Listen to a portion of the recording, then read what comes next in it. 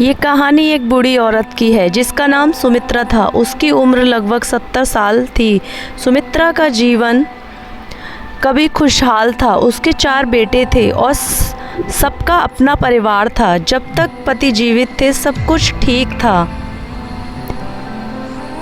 लेकिन उनके जाने के बाद सुमित्रा का जीवन बदल गया।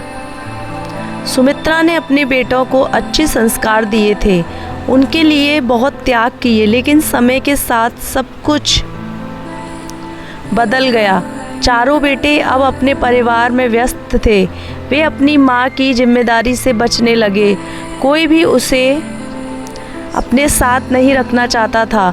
हर बेटा उसे दूसरे के पास भेजने की बात करता, यह कहकर कि घर में जगह नहीं है या कि वे व्यस्त है। आखिरकार सुमित्रा अकेली रह गई। उसके पास न कोई बात करने वाला था और ना उसकी देखभाल करने वाला था।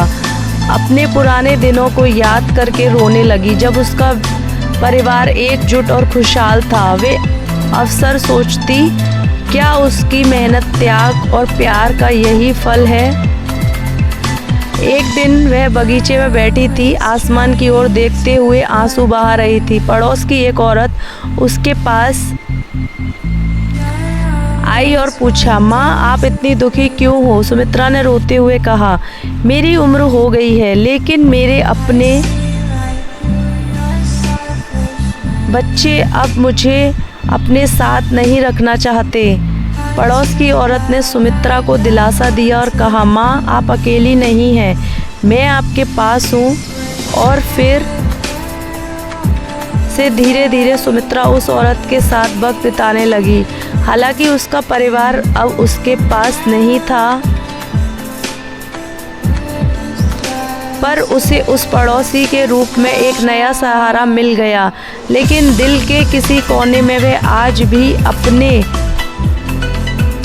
बच्चों के प्यार की कमी महसूस करती रही। ये कहानी हमें यही सिखाती है कि हम अपने माता पिता के प्रति अपनी जिम्मेदारियों को कभी नहीं भूलना, क्योंकि वे हमारी खुशियों के पीछे अपना पूरा जीवन लगा देते हैं। इसलिए अपने माँ बाप का ध्यान रखिए, उनकी केयर करिए। Thank you, thanks for watching.